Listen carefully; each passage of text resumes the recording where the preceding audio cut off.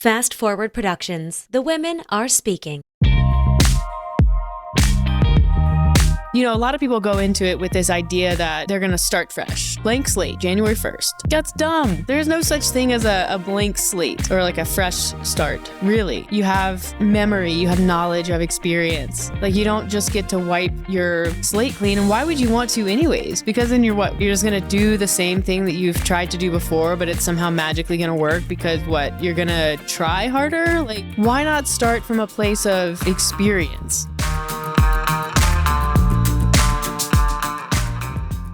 Hey everyone, Meredith here.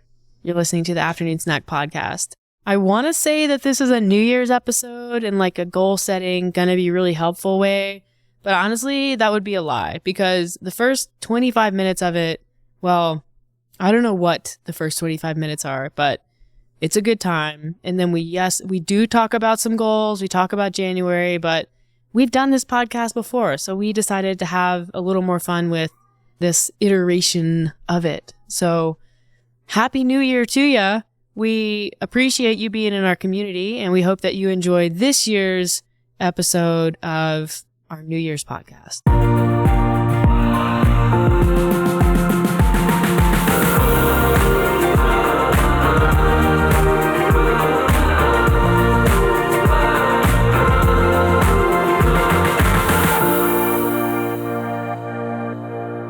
Welcome back, Meredith. I haven't seen you in so long. We were just reunited, and we have so much to catch up on. Tell me, how was your time away from me? I mean, I want to say it was like nice to be alone, but you missed me a lot, and you couldn't even concentrate because you were so consumed by how much you missed me and how lonely you felt.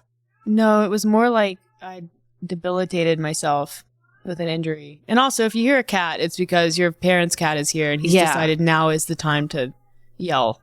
So that's great. He'll add some substance to the podcast. He always has a lot to say when he first arrives. Because I literally did just get back and I brought Ivan with me. It's like he's been here before. Like, what is he yelling about? I don't speak cat. Why? I think he's yelling for his mom. Because it kind of says like, Mom!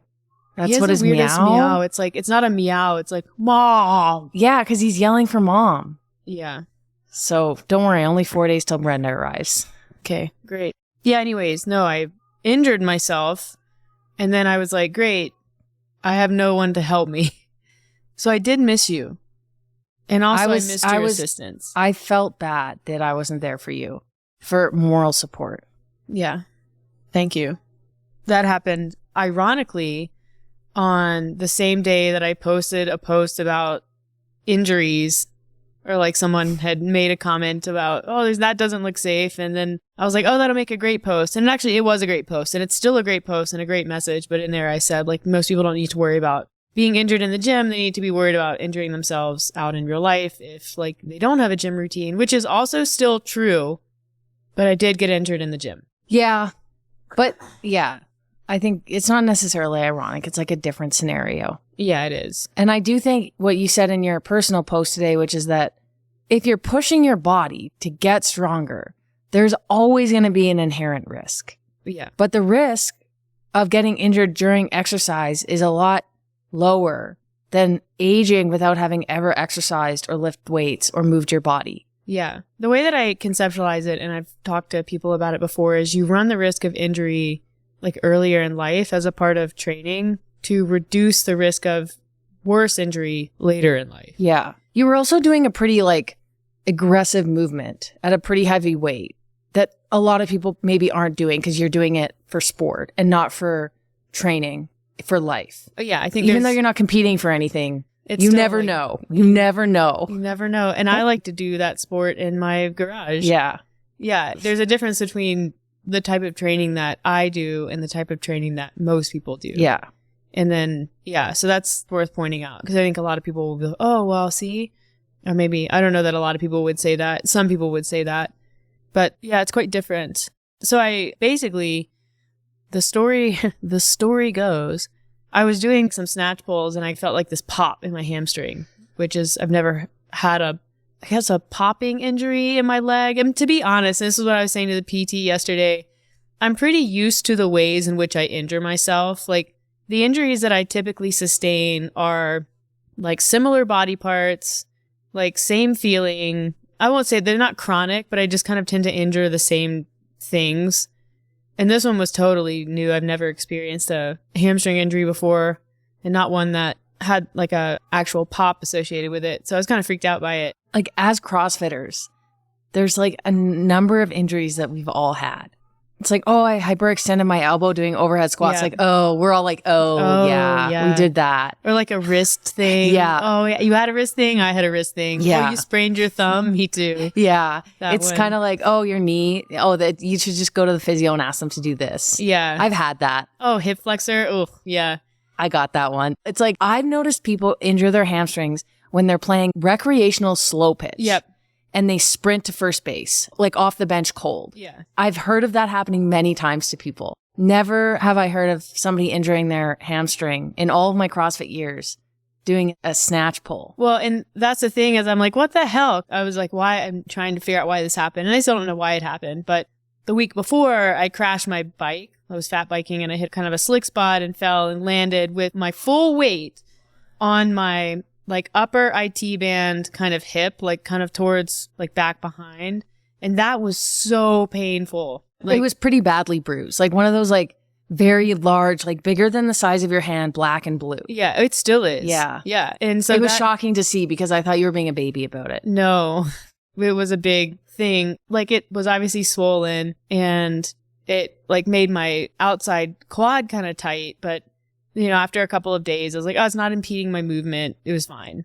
And then I was at the PT and he's talking about, you know, hamstring tears often bruise. And so he was like looking for it and I had shorts on. And then I think he was kind of wigged out because he's like, oh, you already have a, he's like, but it's on the outside. I was like, oh, no, that's from a bike crash. And then, you know, I had already kind of guessed that it was related, but he said, well, yeah, it's like, and it's kind of on the back. So I wonder if there's just some like residual sort of tightness. And I had assumed as much at that point as that injury had created tightness that I wasn't aware of. So in my mind, it wasn't a preventable injury. It was just a freak combination of circumstances. But yeah, so painful. Hamstrings are really painful, turns out, when you tear them. Yeah. I guess that's another topic is that when you hurt something or when something hurts, just like get it checked out instead of just not saying you should have, because I know it was pretty mild and freak. Yeah. But if something is bothering you, like a joint or a knee, like try to take care of it so that you're not compensating Yeah. and something else doesn't get hurt or you don't get really injured. We always learn that with like skiing. It's like if you have an injury, you have to be very careful because it could cause a crash that would result in even bigger injuries. Yeah. But it doesn't sound like you were. It's amazing how your body will compensate and you don't even know. Yeah. Like it's that's kind of, probably the case with you. it's like kind of amazing when you think about it, Mhm. like how amazing the body is in that way, that it can just sort of, you know, maintain status quo. And it's like, that's fine. A little tight over here. I can just get some more mobility going in this, you know, hamstring area and it'll be totally fine. But like, is it natural or normal to be doing strength building snatch pulls? Probably not. That's where you run into the dilemma of like natural and totally fine compensation in the name of healing over time and overreaching and overextending and pushing your body at the wrong time. So Yeah. you live and learn, but I'll be fine. It could be worse. When I did it, I was like certain that when I put my leg down, I was not going to be able to support my body weight. I like held my leg off the ground for a minute because I was afraid Yeah. of what was going to happen. But then I did, and I was like, oh, well, I guess it's okay. Yeah. I mean, you know, it wasn't okay at the time, but yeah, at least I could walk. Yeah. So that's my update. I won't be skiing this weekend. But that's okay. It could be worse. Yeah. So do you want to know about my weekend Yes. or last couple days? So the most exciting thing that happened to me, and it wasn't a good exciting, is I got a speeding ticket. Oh, right. And if you know me, you know two things. Number one, I'm a rule follower. Number two, if I break the rules and I get caught, There's a lot of sweating. there's a lot of it. It's awful. What goes on in my body is not a good feeling. I can't even describe it. I don't like getting in trouble. It's similar feeling to being embarrassed. Like it's avoid at all costs. Yeah. but not so avoidable that I'm not going to speed because I do like going fast on the roads. And getting places a little earlier. Yeah. I'm like, it was an open road. Hardly anyone was on the road because it was a Sunday afternoon. I was in the Audi and you can go 140 in the Audi, 140 kilometer per hour, and you don't even feel it. No. So I had my cruise control set to like 120 in a 100 zone. Which is also like totally fine. That's not unsafe. No. That is not unsafe. And I think the reason I always said 120 on the highway or like even 125, because that's like on most highways that are 2-lane here, the speed limit's 110, but the speed limit on Highway 22 to Fernie is 100. Yeah. So I guess 20K over 100. That's the cutoff. Is too much. So I got caught by somebody, a sheriff, coming in the other direction, which Gotcha. you learn something new every day I didn't know was a thing. Wait, you thought that you had to drive past them? Yeah. I didn't know that they could snag you going the other way. So how do they do that? Do they set the speed they're going at and then they clock you and it like negates? How does it? Well, I think probably if they're driving, there's a radar detector. There's like radar built into their vehicle that probably has their speed incorporated. So it shows them okay. So that's like pretty techy difference. Yeah. I mean, not really, but anyway, so we had just transferred our licenses over to BC from Alberta. So I didn't have any photo ID. I just had the like piece of paper interim license. Yeah. And then we had also just got like all new insurance papers that they put in a Ziploc bag. Right. So he's like, I'm going to need all your papers. Like, and I was like, well, I like unfolded. It's like a half sheet of paper. And I think I had it folded like 16 times. How many times did you drop it while you were trying to unfold it? I was visibly shaking. It was embarrassing. It was embarrassing. And I was like, I don't know what these papers are. We just moved to BC. This is all new to me. And he was kind of pointing like, that's the one. I just kind of handed him a bunch of stuff. Here's my stack. I don't know. And so then he like makes me do a breathalyzer, which I'm like, okay, I know I look like shit, but I don't look that bad, you know? Yeah. I was looking like today I went for my haircut and I'm like, I look awful. Like I'm wearing sweatpants. Yeah. Then I'm like, maybe it's just the look of like a famous, you know, those snapshots you get of famous people like in the wild? When they're in like a sweatsuit. Yeah, when they're going for coffee in LA, but they're not like done up, but they still have their photos taken by the paparazzi. Yeah. But they look like almost fashionable because they're so disheveled. Like when Justin Bieber goes out in like the cutoffs. Yeah. Yeah. Or That like was you. Kristen Stewart. She always looks pretty like a little on the ratchet side. But you're like, that somehow works. Yeah. So I'm like going for that look. Yeah. So anyways, that look I don't know plus, if it's just like a lot of cat procedure. Yeah. A lot of cat hair. So like, I don't know if that's procedure to give me a like, but also I had to do it. And you have to blow really hard into those things. Yeah. You have to, I failed it like 3 times. He's like, oh, not enough. Yeah. Sorry, I'm just not familiar with like blowing anymore. Yeah. True story. So anyways, I passed. Thank goodness. I was like, oh my God, I had a beer last night. Pretty sure I had a cough drop I did. earlier. I had a beer the night and I was like thinking like, how long does alcohol stay in your system? Alex. Okay. I knew I was going to be okay. Yeah. And then I was thinking like, I just got an ice cap from Timmy's. Maybe they put some of that non-alcoholic Kahlua, whatever, Bailey's in. Yeah. And maybe it actually has alcohol and I didn't taste it. I'm pretty sure they don't have Bailey's at Tim Hortons. They do. Okay. They have non-alcoholic Bailey's at Tim Hortons. Nasty. Yeah. Okay. Anyway, I passed. And then it took probably 20 minutes for him to get a photo sent to him by the higher ups. Big brother. Yeah. From when I probably had a lot of other information because I'm also vaccinated.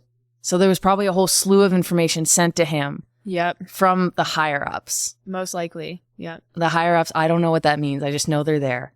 They sent the photo to him and he made me pull down my sunglasses. I thought you were going to say. Pull down my pants to make sure that I had a vagina and was the sex female on my license. Okay. I mean, like, you laugh, but I'm sure that's happened before in certain states. But I was in Canada, so I was fairly safe. Yeah. He made me pull down my sunglasses to check my eye color and make sure I matched the photo that he had of me. Mm-hmm. Don't know what photo that was. And then said, unfortunately, it's $175. Have a good day. I mean, it could be worse. Yeah. I think I could sense that he felt kind of bad. Yeah.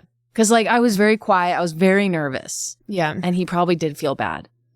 I did get stopped one other time when I was about like, I think 17 for not having a registration on my car. A classic ticket. Yeah. And that was because I'm a spoiled brat and my dad used to take care of all of my things with regards to my car. Yeah. And he forgot. Yeah. So he paid for the ticket, thankfully. But he didn't pay for the therapy that I needed after getting stopped by a cop. Okay. So. You know who's a pro at this? Lindsay. I know. I was thinking, you know what? It made me feel better knowing Lindsay gets tickets all the time. Yeah. I was like, it's okay. It happens to people. It happens to good people because I know Lindsay is a good person and I can still be a good person. Good people just sometimes are also fast drivers. Did I speed on the way home? I did. Yes. But I didn't go quite as fast. Oh. I kept it under 120. When I drove back the other day, I managed to shave off like 23 minutes from the trip. What were you going? What like speed? 140. No way. I was. It was completely empty. 140 is fast. Why not? Sometimes I get going like 150 when I pass someone because Yeah. it's a 2-lane highway and it's scary. Well, the Audi is like, it's not actually that scary. But yeah, the 140 plus the wind, my gas mileage was just, I actually had to stop for gas and lost probably like 6 minutes. I remember we used to get those tickets, and I'm sure it wasn't me, but we used to share one car, and it was the Ranger, and we would get red light tickets. Maybe we had 2 of them, but both people do that thing where you realize it's a ticket and it's a picture of the back of your truck zipping through a red light. It usually is also a picture of the front. And what both people do is like, you look and you try to see who's driving. But you're like, the picture's not high enough resolution. Like you'll never, but you try. Yeah, you're like, you're doing the old school version of Zoom, which is bring the photo closer and closer to your one eye. That looks like Alex. Yep. It's classic, but that's okay. I'm glad you survived that experience. I did. I was okay. But yeah, I have to remember to pay that or dispute it and go to court. Yeah. Drive back to Calgary, speed all the way there to dispute a speeding ticket. I like it. It feels poetic. Yeah, it does. Actually. Not get caught. Yeah. So I guess on the topic of today's podcast, would you say your New Year's resolution is to not get any more speeding tickets? Not get in trouble anymore? Yes. Not get in trouble. Yeah. When's the last time you got in trouble? Like, actually. I'm not talking about like some old lady at the dog park is mad at you. Oh, in trouble. I did get in trouble. I got the eye from her. Yeah, but like not that. That felt like I was in trouble. I know. What I'm saying is not that, because that's fake trouble. I honestly can't remember. When was the last time you got in trouble? Besides like from you. Like for leaving I did get in trouble once from you and it was bad. I left your knife in the sink and you were really mad at me. So I would count that, but I don't get the same feeling because I'm like, it's only Meredith. She's not wearing a uniform. She holds no authority over me. Uniforms get me in multiple ways. Okay. Yeah. Yeah. How complicated. What if it was a lady cop? I got pulled over by a lady cop once. How was that conflicting for you? I didn't get a ticket. I was looking at my phone for navigation. Oh, sure. And I was at a stop sign. Okay, yeah. And she was next to me and I didn't notice. And she got out of her car, like put on her lights, and I go into the gas station or something that I was right at. Yeah. I was so nervous. And I, again, didn't have my license. Yeah. Because I told her that I was going to the gym from a different place in town, which I was, and I didn't know how to get there. So I was using navigation. And she goes, okay, but you need to put your navigation in before you start driving or pull over to the side. And I was like, I know, you're right. And then she's like, I'm going to need your license. And I'm like, I don't have it because last night I went swimming and it's in my swimming bag because I need it to get into the gym because I have a 10 punch pass. And she was like, all right. And she winked at me. Did she? And she said, all right, in lieu of your ID, I'm going to need your number. And I said, I'll talk to you later. And she said, have a good day. I'll talk to you tonight. Yeah. You're so stupid. She did let me off the hook. Yeah, I think she was just like, oh, I'm This not one. interested in calling the higher ups today. I don't have time to do that. No. And she maybe liked me. I don't know. I like to think she liked me. We'll just go with that. That makes the story better, even if it isn't the case. Yeah. So, I mean, if you were a lady cop, would you let me off the hook? no. Oh my goodness. I would be Really? a stern lady cop. Even better. Yeah. But I would be the type, like, you would get a ticket for me, but you would also like it. Gotcha. Yeah. I like that. Yeah. Okay. So I would do my job, but I would also do my duty. I like You know that. what I mean? Yeah. Would you like write your like, I'm sure I could contact you or track you down based on the information provided on the ticket. Yeah. Like your badge number. Maybe. Yeah. I mean, like, here's how it would play out. I would walk up to your What window. would you stop me for? Anything. Like the smallest infraction. Of Doesn't course. matter. You'd see me coming and you'd be mhm. like, oh, There's something with this one, I can tell. She's a troublemaker. So I'd walk up to the window and I would knock on the window, but I would be looking away, very like, bothered. Yeah. Can't be bothered kind of. I actually rolled my window down for this Mr. Cop so that he didn't have to ask. It was ready. Yeah. Well, I would knock. Okay. Yeah. So leave the window open. And Noted. you'd roll it down. And then I would say, no, you got to roll it down further. Further.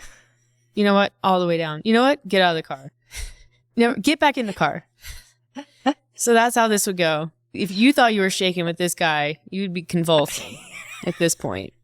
But you'd also you'd like it. You're like, I don't know what game this is, but here, take on That's my a money. lot of emotion. Yeah. Okay. So at this point, you've gotten back in your car, and I have sunglasses on. okay. It's like big Ray-Bans. They're up. You're at this point wondering what my eye color is and if I'm single. Right. So I get your And if I'm going to jail, I'm probably wondering yeah, too. but also maybe looking forward to it if you Yeah. get to ride in the car with me. So I get your information. I take your license and registration and all that. And I would go back to my car, and I would take a long time to do it. So you're just waiting and longing for what's next. And I come back. And at this point, you've rolled your window back up because you're an idiot. So I knock again. What if it's cold outside? Yeah. I knock again. Still not looking. Roll your window down. Further. Okay. All the way down. So your window's down. And I prop my elbow on the windowsill. And at this point, I'm halfway down my nose with my glasses. And I give you the look. The From down above. the Yeah. nose Wow. look. I like that look. And I say, I'm going to have to give you a ticket. And what I want you to take from this experience is, yes, your ticket. You are going to have to pay that. But also, I want you to learn from this. And I want you to be better.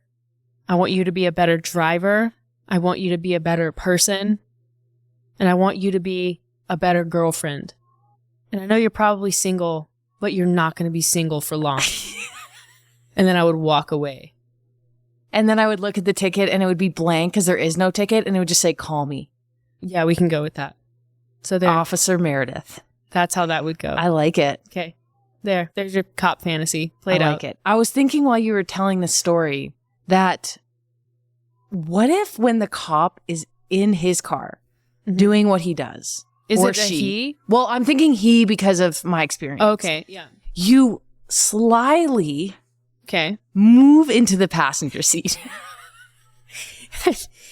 For what purpose? so that when he comes back, it's confusing. And it's like, it just throws him off just a bit. Oh, Or you go in the back seat and you lie down I guess I just want to kind of know and you okay, pretend you're sleeping you want to throw him off, but to what end? just for shits and giggles. Okay. Just to be able to tell this story later Yeah. on. If I told that story and I was like, while he was in the car talking to the higher ups, I got into the back seat. I pulled my pillow out of my backpack, which I had because I was sleeping over in Calgary, and I went to sleep. Yeah. And then he comes back and he's like, what are you doing? And you're like, shits and giggles, man. Or you're like, I have stress-induced narcolepsy. Which actually sometimes I wonder if I do, since that's my stress. I'm stress-induced narcolepsy. I was not tired after. I had so much adrenaline from that Yeah. experience that I drove even faster. You know what's better than coffee? The law. Breaking it. And anyways, Yeah. Well, on that note, does anyone know where to get a female costume that we can use for Halloween next year? yeah, Halloween. Amazon, Alex. I know. It's a joke, Meredith. I know. Roll with it. Okay. Don't be so literal. Anyways, what are we here for? What is this podcast about? We're supposed to be talking about January 1st. I know, but it's how many times have we done this podcast? Everyone knows you can set New Year's resolutions. You don't have to. You can. And it's not embarrassing, and it's not the worst if you do. Do or do not. But if you do, I'm just going to wrap this up in one little nugget, and then we're going to sign off. Just kidding. If you do, don't do something extreme that you can't maintain into February, March, April, May, June, July, or until February 2025. Or can I build on that? Yes, It's please. not even something extreme. I mean, obviously, like, make it sustainable, whatever. But Everyone like, knows this. don't do something that you don't actually care about. Yeah. I think that more so than things being too difficult is a big reason why New Year's resolutions don't stick, because people set other people's goals for themselves when they don't actually give a shit. So maybe take a moment and ask yourself, do I actually give a shit about this thing that I'm about to do? And if the answer is no, then don't, because that's a dumb goal. I'm going to tell a quick story on that. Okay. It just came to mind. It's a serious one. Ooh. I was in my usual way after a marathon where I have that like post-marathon rest week where I don't train as much and like you just spend more time sitting around. So of course, knowing myself, I'm like trying to keep busy and doing stuff. So I'm on Instagram and this guy who sells a mobility, like online mobility class comes on and he's doing these like really crazy, like cool mobility stuff that I can't do. And I'm not immobile, but I'm not the most mobile. And especially with running, I can get a little bit stiffer. Yeah. So I'm looking into this guy and I think about it, and his like monthly membership to have access to his videos and his classes, it's like $80 a month. Okay. USD. And it was on sale for Black Friday week for 20% off. So it was like $66. Okay. And so I was hemming and hawing and I was like, I'm going to do it. And I bought it and I did it for like 3 days. Yeah. And then life just got busy and I didn't do it. So basically it was like 3 days for $66. I mean, I learned some things. I learned all about like the whole body cars, but thinking back, getting more mobile, like maybe for a moment, I was like, that would be cool to be able to go and do that with my knees. But does it actually impact my life? Am I so immobile that I can't get up off the floor? Well, I love how I asked you why you're doing that or something, and your reason was, well, I want to be able to pick something up off the ground like this. Yeah. And the movement was, so instead of like bending down like a normal person to pick something up, this guy, he goes into like kind of a weird squat, back bends, and picks something up. It's basically, like behind him. What is that game where you go around in a circle and you go underneath the pole? Yeah, limbo. Limbo. He would win the limbo. Yeah. He can go down all the way, like probably touch his head and then lift himself back up. Yeah. So he's very strong and very unique positions. Yeah, unique and what look like vulnerable positions. Like it's almost like how? Like his tendons are so strong in those positions. It's incredible. And I was like, I want to be able to do that. And like, yeah, I know it's going to take me multiple years. I think it said it took him 6 years. Yeah. But of course, I was like, well, I'm probably more mobile than him starting out, so it won't take me as long. Take me like, and like, I can totally incorporate a mobile. Well, I can. And it's not that important. I don't need to be able to pick something up like that. Yeah. And so, I mean, it happens to the best of us, and that's okay. Like, I think we all get a little bit excited about the prospect of having something that seems cool, but make sure that it's worth the trade-off. Like, do I have time to do mobility for an hour a day when I'm already working out 2 hours a day? Yeah. Frankly, no, I don't. Like, in a perfect world, I would love to be able to do mobility for an hour. Yeah. But I just don't. Well, so it's like, there's also it's the wrong entry point for that type of practice. Yeah. And there are shorter ones. Yeah. But I didn't go for those. Well, I mean, but that's just like, that is how people are. Yeah. And it's a matter of like, is this right for me right now? Yeah. Does this fit into my schedule in a way where I can make it a priority or not? Like, do I want to make it a priority? Like, do I actually care that much? Yeah. I think that's a good personal example. I think if I wanted to incorporate more mobility, I would probably ask my coach to give me one mobility movement a day. Yeah. So it's written down because I need that accountability for mobility. It's just something I need.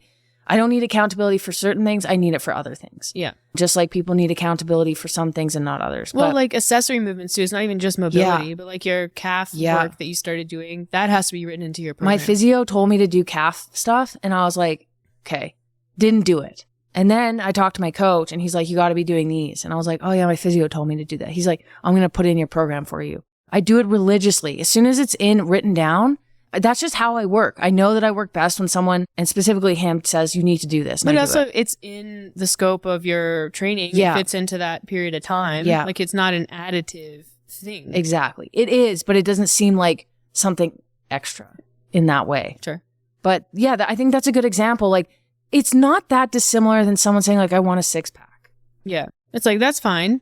but you actually want to do the work. That's a big trade-off. And you already have all of this other stuff going on in your life. Like, it would be cool, I guess, if that's important to you. Like, in some communities, 6-packs are valued, but is it actually going to impact your life? Yeah. And is it worth the trade-off? And for some people, the answer is yes. But for me, or for that person, for me in the mobility thing, it was like, no.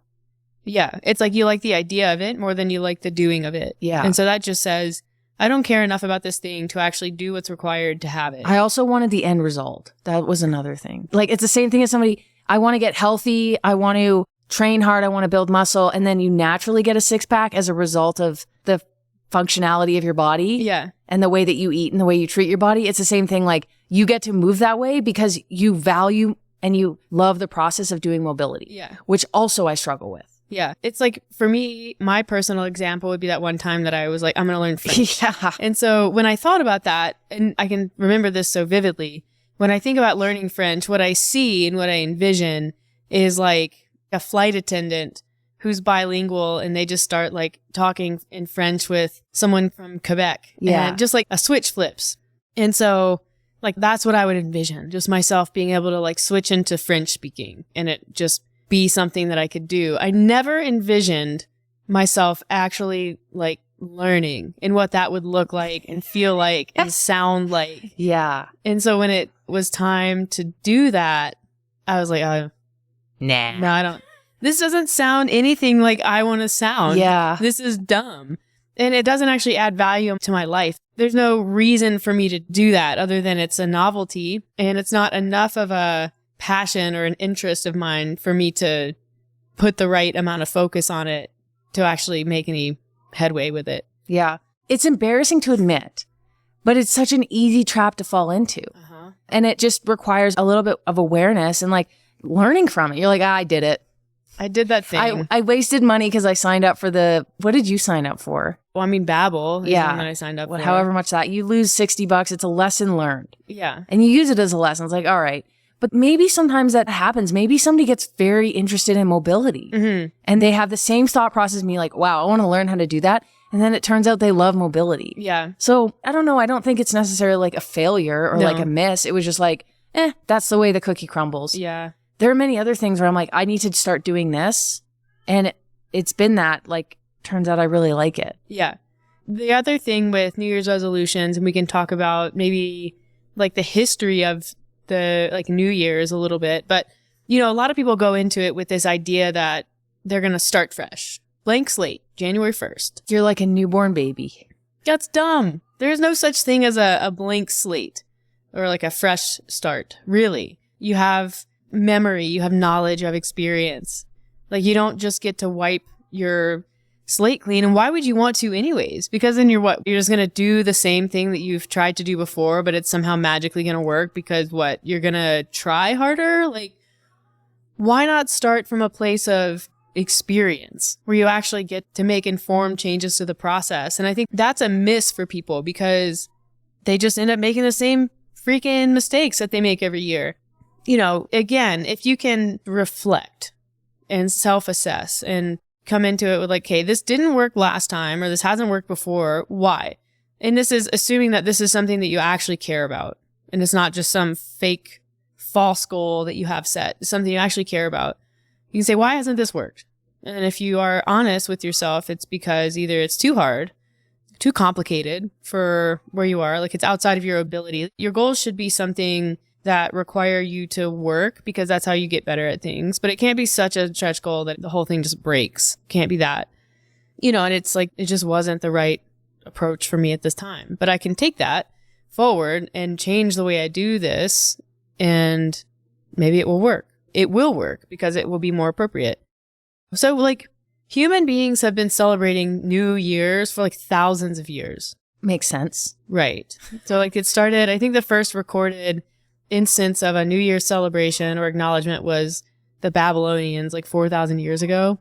Right? I know. Babylonians are sort of what's modern day Iraq.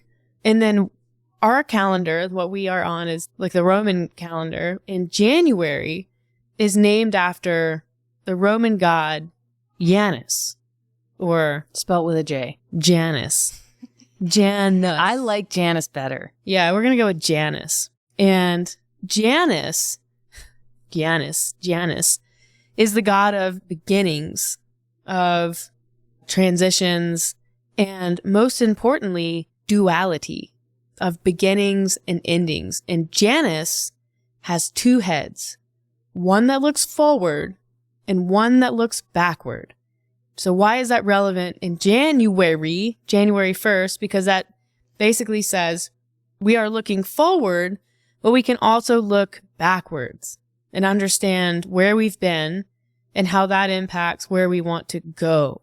I think people forget about Janus. Janice? You can't forget about Janice. I know. And you can't forget to look back. You know, and not look back and feel bad. Look back and appreciate the experiences that you have, because they can be so valuable in the future and how you move forward. You know who my favorite Janice is? Janis Joplin? No. Janice from Friends. Oh, She's a great character. That is fringe. That's fringe. I like Janis Joplin. Okay. I wanted to name Rue Joplin. I thought that was a great. I wanted to name Rue Janice. I would have gone with Janice if you had really put your foot down on And then we could have been like JJ. Or Jan, which is a great name. Jan for feeling fancy. Jan, that's a hard one to yell. In the winter, Jan. Yeah. Can you Get imagine? it? Because it's like I get it. Like Norwegian-ish, Yes. which is like winter and white and But so is Canada. yeah. In like the same way. Yeah. But imagine like yelling for Rue, and instead of being like Rue, which is actually a great name, you're like Jan. That's hard. That's why we didn't name her Gal. Because I was like, every time we said it, I'm like, this is getting progressively more difficult every time. Yeah. Gal. Gal. Like you got the G and the L at It's the a hard end. one. That's a hard one. Yeah, but anyways, Janus. Yeah. Forward, I like backward. I think people forget the backward part, or how to use that productively. Yeah. Sometimes people look backward, and what they do is they're like, I just didn't work hard enough. And that's our society. That's what our society wants you to think, because they want you to keep buying all the bullshit and failing, when it's not that you didn't work hard enough. It's that the bullshit isn't right for you. Yeah. The bullshit isn't right for anyone. They just want it to sell. Anyways, don't forget about Janice. Yeah. Moral of the story. Have you ever set a New Year's resolution? I don't think that I have. I think I've set ones that are like more like, I want to be a nicer person type thing. Yeah. But those aren't necessarily like actionable. Now that I'm thinking back, this was like before I started coaching and became like smarter with this stuff. So yeah, things like that just weren't actionable. It was like more just like a wish. Yeah. Or like a want. Like I want to be a person that, rather than like an actionable thing. I think I became a nicer, more understanding person just randomly because I was like not having a good time in my life with my mental health. And like through that process, I became, it never had anything to do with New Year's or like a fresh start. It was just like, I need to make a change right now. Yeah. But New Year's resolutions, I don't think so. I think if anything, the Christmas holiday or the just whatever holiday it is for you, if it is one, can be a little bit like of a break. Like I tend to eat, even now, just a little bit different, like more cookies for sure.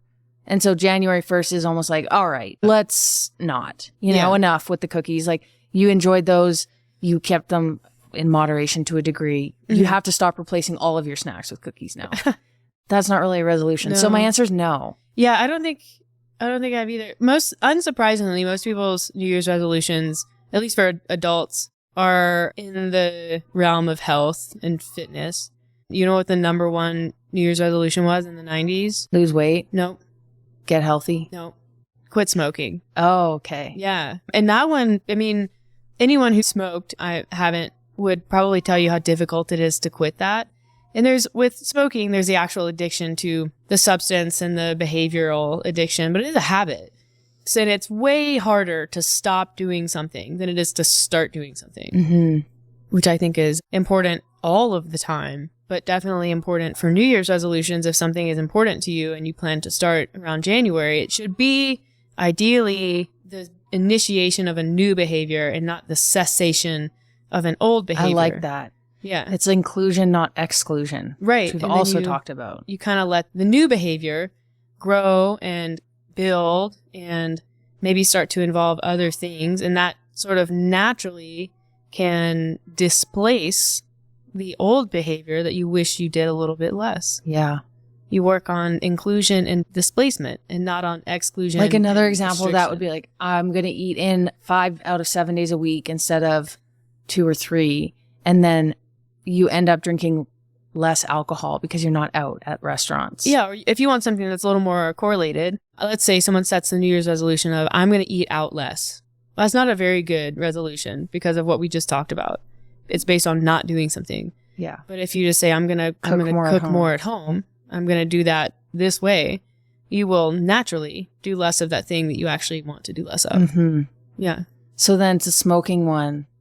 It would be for that one more of like an identity change. Maybe like I'm going to go to the gym more or I'm going to exercise more. And then by way of like wanting to be a healthier person and perform better in the gym, you realize like you have more motivation to maybe reduce smoking. Yeah. I'd say that works a little better with alcohol. Smoking's complicated. Yeah. I think a lot of people had better luck with adding some sort of friction to that. Like, I'm going to smoke, but only outside. Because back in the 90s, you could smoke inside because it was gross. Or you keep your pack of cigarettes like in your car. So you have to go out to your car.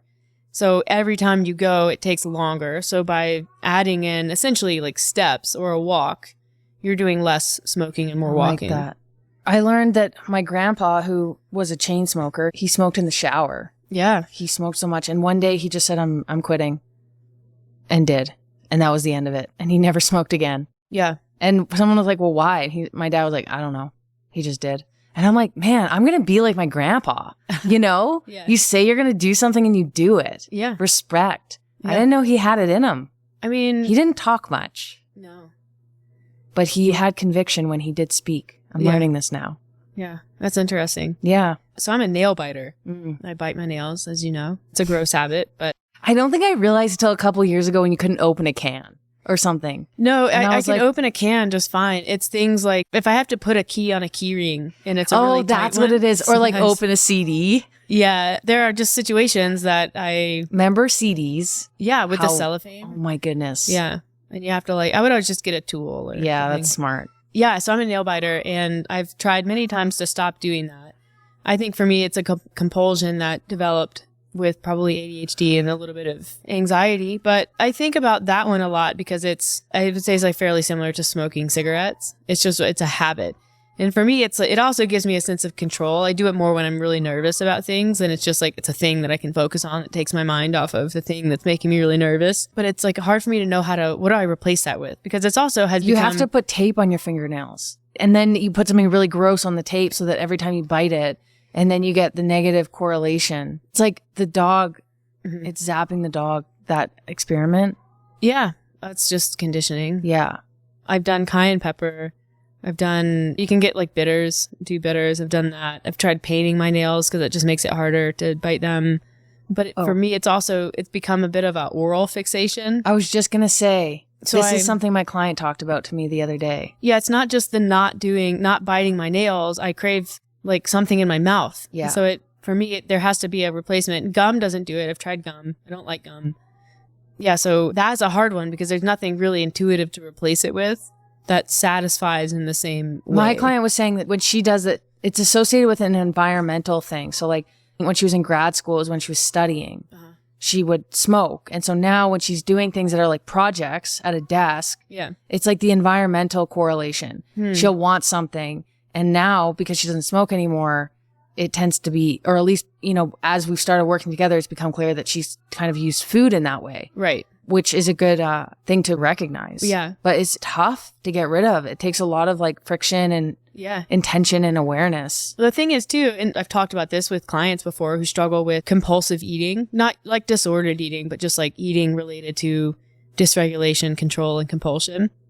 And it's like, there's a whole industry built around that specific compulsion because people who can't control their eating because of anxiety, because of stress, because they get nervous, like whatever it is that causes them to eat, that often, not always, but often leads to weight gain. And so you have a nutrition industry, which is largely built to deal with that and to sell people solutions to it. But where's the nail biting industry? And so I often just remind people, like, you're struggling in the same way that a lot of other people struggle, but just in a way that like companies will market towards you.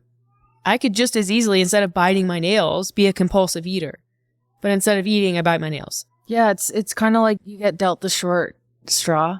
Short end of the stick. Short end of the stick is like, you know, there are people who are compulsive exercisers, and a lot of times like that's praised. Yeah. And they that's not good either. They don't live in an environment where there's like, I mean, in a way they do, but yeah, with the compulsive eating, you are in an environment now where hyper palatable, high calorie foods are super easy to get a hold of. Like compulsive eating in the 1800s, probably slightly different, different situation. But now you can get anything and you can eat it compulsively. Whereas like 100 years ago, 200 years ago, 300 years ago, not possible. Yeah. So like you could compulsively eat like the animal that the hunter of the group brought home, and then you're getting big trouble from the group. Maybe somebody just compulsively like gnawed on the bones. Maybe. But anyways, so I think it's important to understand and recognize that with people and have a lot of sensitivity about, like, there's just a lot of people who are, yeah, they have this shit into the stick and they're in an environment that really perpetuates certain behaviors, and then they get preyed upon by an industry that says that they want to help them, but they don't. They just want to make money. So this is not me resolving to not bite my nails in New Year's. Okay. Just, by the way, I'm not setting that resolution, but it is something that I think about sometimes. Well, that podcast was a lot Sort of fun. It was a lot of fun. I think so. Yeah. I honestly forgot where it even started, but I enjoyed where it ended. Yeah. So. Yeah, I think the big takeaway is what I said earlier before we started this section of it, which is New Year's is a really great way to kind of reboot. It's a good way to reflect and maybe even take the step to actively journal, write things down. Sometimes that can help get your thoughts out a little bit better and figure out how you can improve your life if you even want to, or if you just want to coast through New Year's like the beautiful and the awesome person that you already are. Yeah. Like us. That is what we do, minus the annual fight that we get in at this time of year, which I still don't know what causes that, but I look forward to it. We're not busy enough this time of year.